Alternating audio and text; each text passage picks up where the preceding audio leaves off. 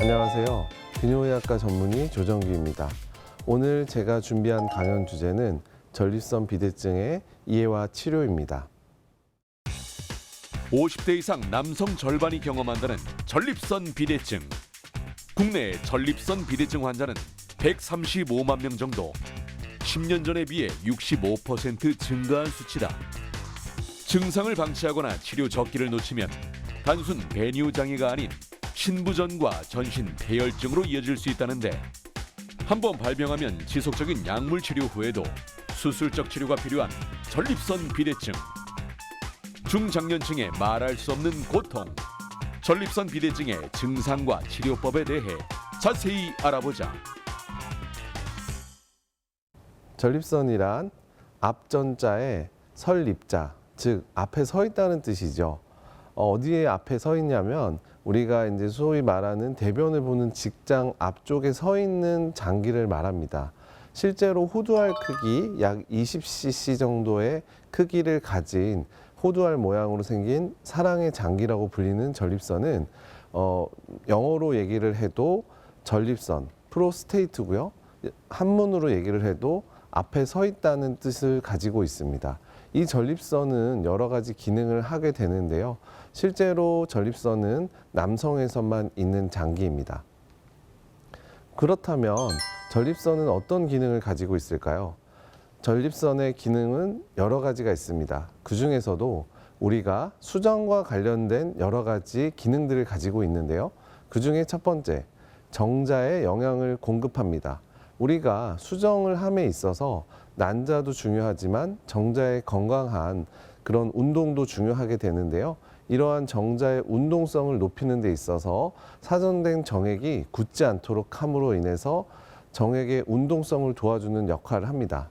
또한 약알칼리성의 전립선액이 나팔관에서 산성 농도를 중화시킴으로 인해서 정자와 난자가 수정이 이루어질 수 있도록 도와주는 역할도 하고요. 전립선 기능의 또 다른 중요한 기능 중에 하나는 구연산과 아연 성분이 풍부한 전립선액을 통해서 요로에 존재하는 세균에 대해서 살균 효과를 보여서 실제로 우리가 요로 감염이 발생하는 것을 막아줄 수 있습니다. 이를 통해서 남성은 여성보다 훨씬 더 적은 확률로 요로 감염을 경험할 수 있게 되는 것입니다. 다음은 전립선 비대에 대한 부분을 살펴보겠는데요. 우리가 전립선이 커져 있다, 이런 것들이 전립선 비대라고 얘기를 합니다. 정상적으로는 앞서 말씀드린 것처럼 약 20cc 호두알 크기 정도의 그런 사이즈를 가지게 됩니다. 하지만 전립선이라는 것이 커지게 되면 우리 방광을 누르게 되고 혹은 방광에서 나가는 소변이 나가는 길을 막게 되죠. 그래서 방광 출구 폐색이라는 증상이 일어나게 됩니다. 크게 나눠보면 요도 압박과 방광 압박으로 나눠볼 수가 있는데요.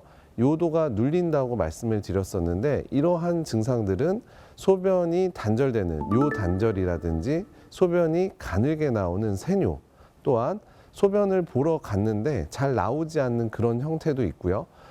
그리고 이제 소변을 천천히 보게 되는 그런 형태도 있습니다.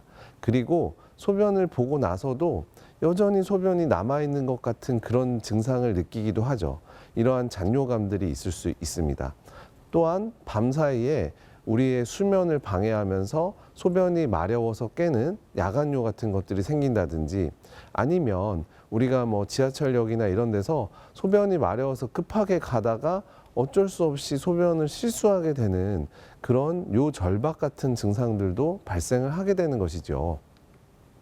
우리가 이렇게 중요한 질병으로 등장한 전립선 비대증에서의 발병 이유라는 것이 어떤 것이 있을까요? 사실 전립선 비대증이 생기는 명확한 이유를 아직은 알지 못합니다. 하지만 결국에 이것은 나이와 연관이 되어 있죠. 그래서 노화와 그리고 유전적인 요인이 대표적인 요인이 되겠습니다. 결국에는 우리가 나이가 들어가면서 남성 호르몬에 대한 반응도 떨어지게 되고, 결국 이런 것들이 우리 몸의 항상성이 깨지게 되면서 전립선 비대증 같은 질환이 발생을 하게 되는 것이죠. 이외에도 우리가 서구화된 식습관 혹은 생활 패턴 같은 것들이 이러한 전립선 비대증을 더 가속화시키는 것으로 알려져 있습니다. 즉 육식이라든지 이런 것들이 우리가 보편적으로 먹게 되는 그런 식단이지 않습니까?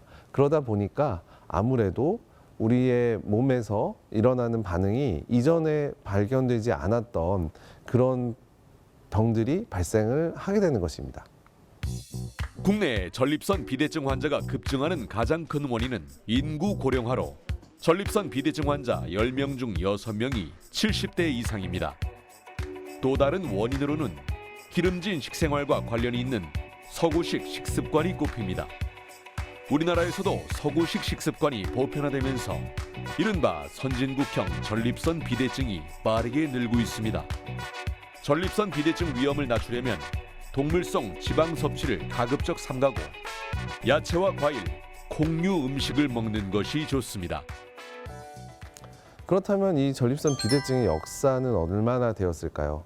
사실 전립선 비대증에 대한 역사는 굉장히 오래되지는 않았습니다. 물론 전립선이라는 것이 알려진 것은 기원전 300년쯤 이집트 의사인 헬로피로스가 처음 전립선이라는 기관을 발견하게 됩니다. 이 이집트 의사는 잘 알려진 굉장히 훌륭한 해부학에 관련된 의사였고요. 그래서 전립선에 대한 것을 발견하게 됩니다. 또한 중국에서는 이런 것들을 봉독으로 치료한다고 알려져 있는데 이런 것들이 결국에는 잘못 알려진 것이기 때문에 봉독 보조 제품들이 막 나오게 되면서 사실 이런 것들이 과학적으로 입증된 바는 없습니다.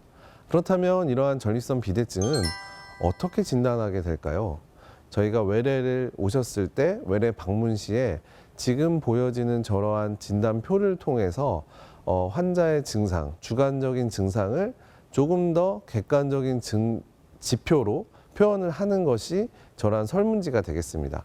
그래서 우리가 이제 병력 정치, 즉 환자가 내원하였을 때 어떠한 병이 있는지 혹은 어떤 증상이 있으신지를 증상 설문지를 통해서 빠르게 검토할 수도 있고요. 또한 동시에 여러 가지 질환들에 대한 병력 청취 시간을 좀 더 간략하게 줄일 수도 있습니다. 그 다음으로 하는 검사는 항문에 손을 넣어서 만져보는 직장 수지 검사가 있습니다. 앞서 설명드린 것처럼 전립선은 직장 앞쪽에 놓여 있다고 설명을 드렸죠. 그렇기 때문에 직장에서 가장 가까이 위치한 장기입니다. 그렇다면은 손가락을 항문에 넣어서 만졌을 때는 바로 전립선이 만져지게 됩니다. 이러한 직장 수지 검사가 중요한 이유는 혹여나 전립선에 암이 있는지 혹은 전립선의 크기가 얼마 정도 되는지 혹은 전립선의 딱딱한 정도가 얼마나 되는지 이러한 것들을 검사할 수 있고 여러 가지 정보를 우리가 획득할 수 있는 좋은 이학적 검사가 되겠습니다. 또한 소변 검사 같은 것들도 같이 하게 되고요. 요속 검사와 잔뇨량 측정을 하게 되는데 환자분이 오셨을 때 어떤 특정한 방이나 이런 것들에 가셔서 직접 소변을 보면서 소변의 속도를 측정하고 소변이 얼마나 나왔는지를 측정하고 또한 초음파 같은 것들을 이용해서 잔뇨량을 측정하게 됩니다. 그리고 피를 통해서 검사하는 전립선 특이항원 검사를 하게 되는데 이러한 전립선 특이항원은 여러분들이 반드시 기억했으면 좋겠습니다. PSA라고 하는 검사인데 앞서 설명드린 직장 수지 검사와 PSA라고 하는 검사는 우리가 전립선 특이항원 이 검사에 대해서는 전립선 암의 스크리닝 검사, 즉 우리가 어떤 전립선 암이 있는지 없는지 여부를 아주 널리 파악할 때 사용하는 검사입니다. 경우에 따라서는 방광 안을 들여다보는 방광 내시경인 방광경도 검사를 시행하게 됩니다. 이외에도 조금은 침습적이지만 항문과 방광 안에 관을 넣어놓고 방광 안에 물을 채워서 실제로 소변이 마려운 것처럼 느끼게 한 후에 소변을 보면서 방광 내압을 측정하는 요역동학 검사 같은 검사들을 시행하기도 합니다. 그렇다면 이렇게 진단된 전립선 비대증은 어떻게 치료할까요? 먼저 생활습관 개선에 대해서 간략하게 설명을 드리겠습니다. 어떻게 생활습관을 개선하라는 말이야? 이렇게 얘기를 하실 수 있죠. 일단 비만한 부분을 빼야 합니다. 그 다음에 일일 수분 섭취량을 조절하는 것이 중요하겠죠. 왜냐하면 밤에 소변이 마려워서 깨는 야간요의 일부는 이러한 생활습관 개선, 즉 일일 수분 섭취량을 어떻게 하는지에 따라서 이러한 밤에 깨는 횟수를 줄일 수도 있습니다.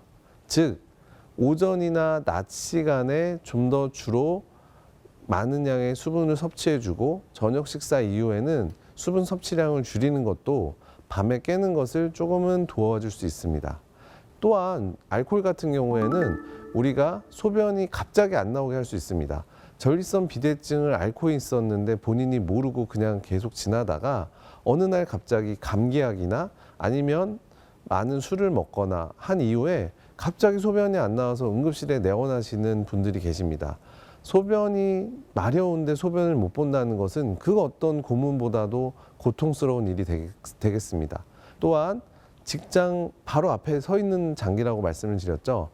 변비가 어르신들에서는 굉장히 많습니다. 노인성 변비가 많은데 변비가 생기면 딱딱한 변이 앞쪽에 있는 방광을 누르게 되고 방광을 누르게 되면 좀 더 방광 자극 증상이 심하게 나타나게 되고 그와 더불어서 전립선 비대증이 같이 동반이 되면서 더 소변이 자주 마려운 것 같은 느낌을 받으실 수 있습니다. 그렇기 때문에 변비가 있다면 변비를 먼저 해결하는 것이 중요한 또 하나의 치료가 되겠습니다.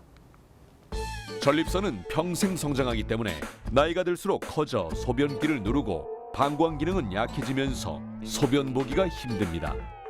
한참 힘을 줘야 소변이 나오고 소변 참기가 힘들다면 전립선 비대증을 의심해 봐야 합니다.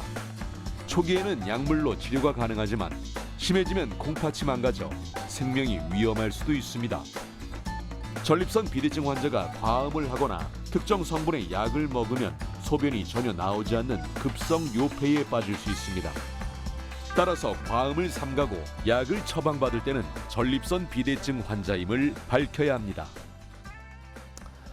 이렇게 생활 습관을 개선했음에도 불구하고 잘 치료가 되지 않는다면 그 다음에는 우리가 약물 치료에 대한 부분을 생각하게 됩니다. 약물 치료 중에 가장 대표적인 약물은 알파 차단제입니다.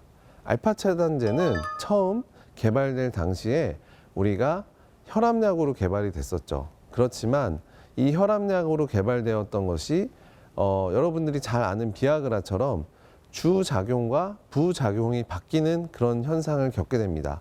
그래서 알파 차단제도 처음에는 혈압약으로 개발이 되었지만 실제로는 전립선 비대증의 치료제로 혹은 하부요로 증상을 조절하는 약제로서 대표적인 약물이 되었던 것입니다. 점차 연구를 통해서 처음에는 비선택적인 약물이 투여가 되었다면 그게 1970년대 일이었죠. 그런 것들이 좀 더 선택적인 약물들이 나오게 되고 1980년대에 이렇게 나오게 되죠. 그 이후로 이런 선택적인 약물들이 좀 더 오랫동안 작용을 할 수 있는 지금 현재 많이 사용하는 테라조신이라는 약이라든지 독사조신이라는 약이라든지 알프조신 같은 약제들이 1990년대 혹은 2000년대에 이르러서 나오기 시작합니다. 실제로 이 방송을 보고 계시는 분 중에도 지금 제가 언급해드렸던 약물을 드시고 계시는 분들도 있을 수 있습니다. 네, 앞서 말씀드린 여러 가지를 생각해 보면 수술의 절대적인 적응증은 몇 가지가 있습니다. 여러 가지 약물을 병합해서 치료했음에도 불구하고 약물에 잘 반응하지 않는 경우라면 우리가 수술을 고려해야겠죠. 또한 연속해서 혹은 재발해서 계속 소변이 나오지 않아서 응급실에 내원하는 그런 경우, 즉 재발적인 요폐가 발생하게 되면 우리가 수술을 고려해야 하고요. 또한 반복적으로 요로 감염이 일어난다든지 혹은 반복적으로 방광 내에 결석이 생긴다든지 신장의 기능이 떨어지게 되면 이것은 수술의 절대적인 적응증이 됩니다. 또한 우리가 일상생활을 할 수 없을 정도로 굉장히 불편한 하부요로 증상이 지속된다면 이 또한 우리가 수술을 반드시 고려해야 되는 수술의 절대적인 적응증이 되겠습니다. 수술의 역사는 앞서 말씀드린 것처럼 1926년 우리가 TURP라고 하는 경요도 전립선 절제술이 시작이 됩니다. 즉, 약 100여 년 전쯤에 이미 미국에서는 TURP라고 하는 전립선 절제술을 시행을 하죠. 그래서 요도를 통해서 우리가 요도를 통해서 기구를 넣어서 전립선을 긁어내는 수술을 시행하게 됩니다. 이때가 벌써 1926년이죠. 우리나라로 치면 아마도 뭐 해방 이전인 것 같습니다. 그때 이미 미국에서는 저러한 질병에 대한 인식이 있었고 또한 그러한 질병에 대한 수술법이 정립되기 시작했습니다. 그렇다면은 가장 잘 알려진 경요도 전립선 절제술에 대해서 설명을 드리겠습니다. 여기 화면에 보시는 것처럼 내시경을 넣어서 전립선이 비대된 부위를 전기칼을 이용해서 깎아내는 형태가 되겠습니다. 그래서 계속 깎아내다 보면 어느 정도 우리가 비대된 부분을 깎아냅니다.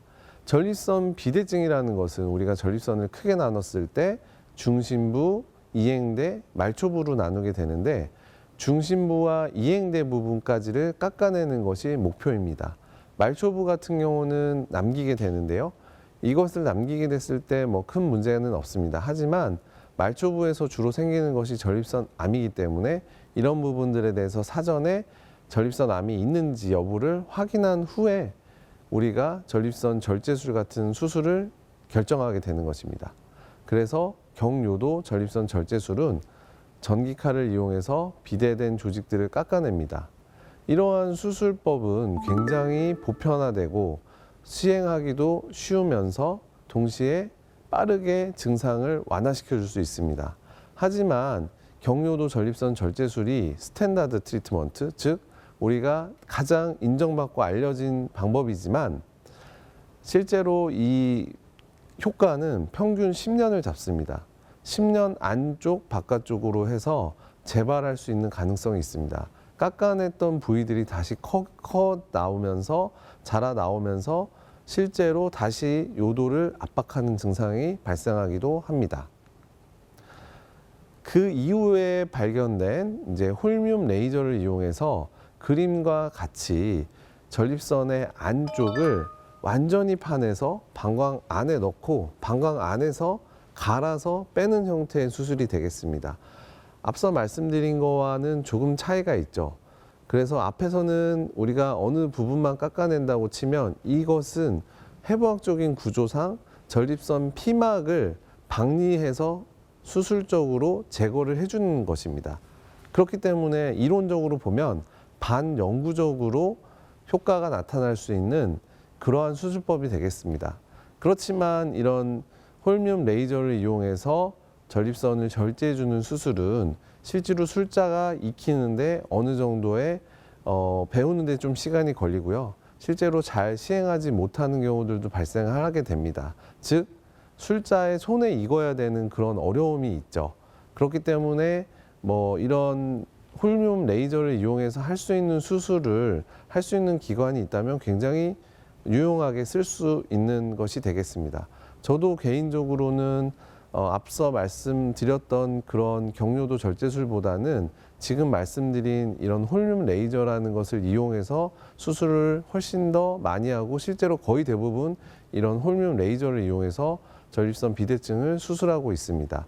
앞서 말씀드린 경요도 절제술이나 아니면 홀뮴 레이저를 이용한 이러한 방법들은 우리가 전통적이면서도 인정받고 있는 가장 보편화된 전립선 절제술이 되겠습니다. 전립선 비대증은 50대의 50%, 60대의 60%, 70대의 70%가 앓을 정도로 흔한 질환입니다.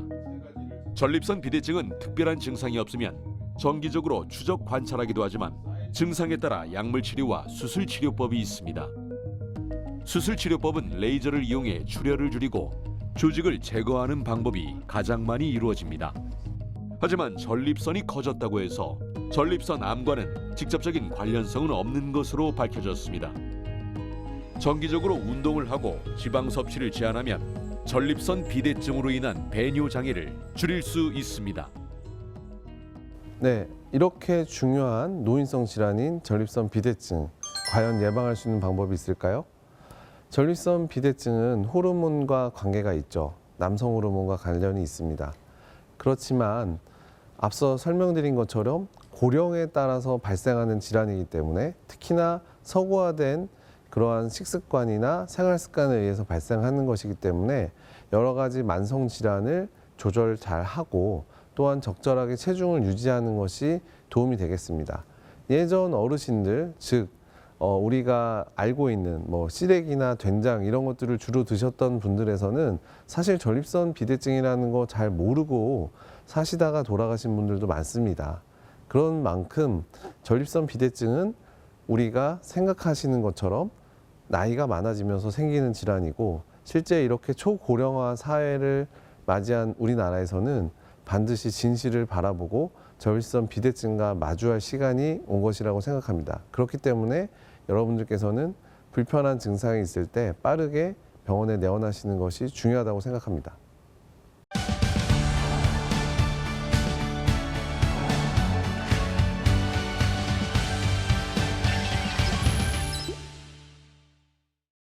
시청자분들께서 저에게 전립선 비대증에 대해 많은 질문을 주셨습니다. 함께 확인해 볼까요? 첫 번째 시청자 질문입니다.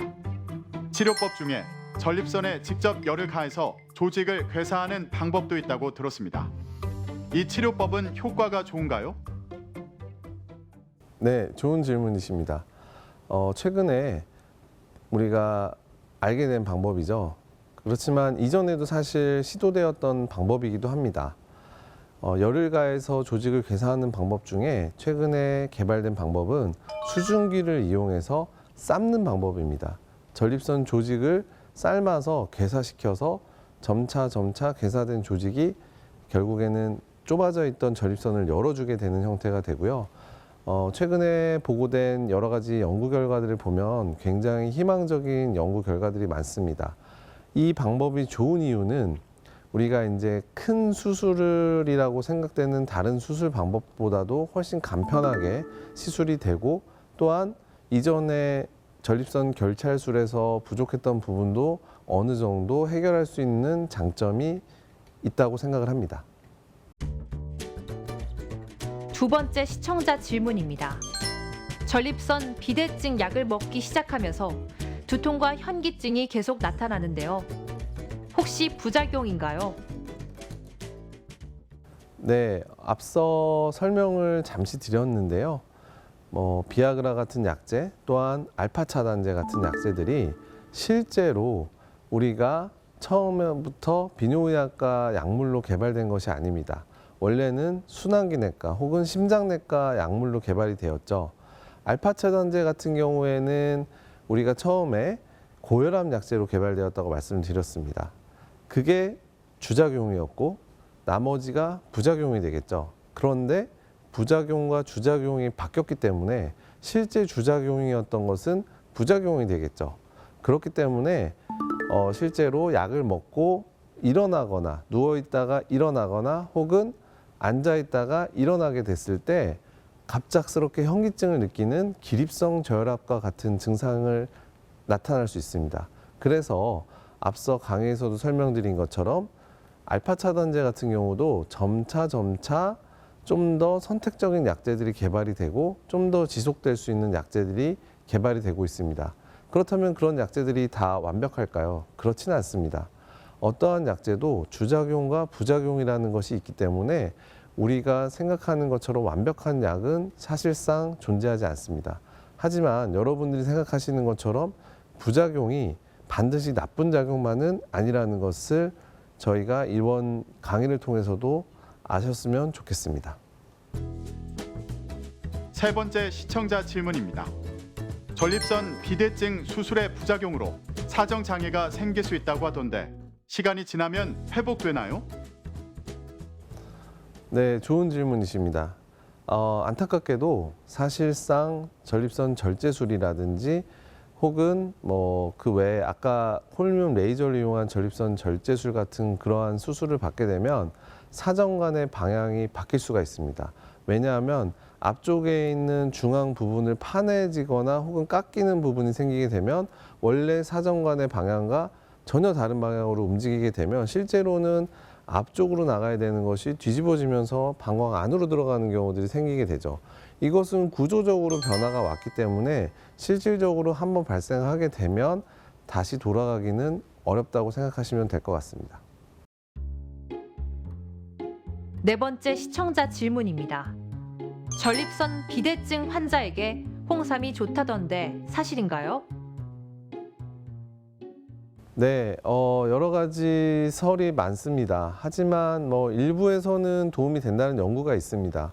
그러한 연구들을 통해서 전립선 비대에도 일부 효과가 있다는 그런 연구들이 보고가 되고 있는데요. 아직까지는 실질적으로 임상에서 도입될 만큼의 그러한 근거는 부족한 상태입니다. 우리가 살면서 가장 중요한 것은 잘 먹고 잘 비워내는 일이라고 생각합니다.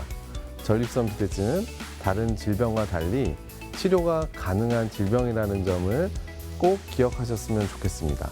오늘 강연이 시청자 여러분들의 건강한 삶에 많은 도움이 되었길 바랍니다. 감사합니다.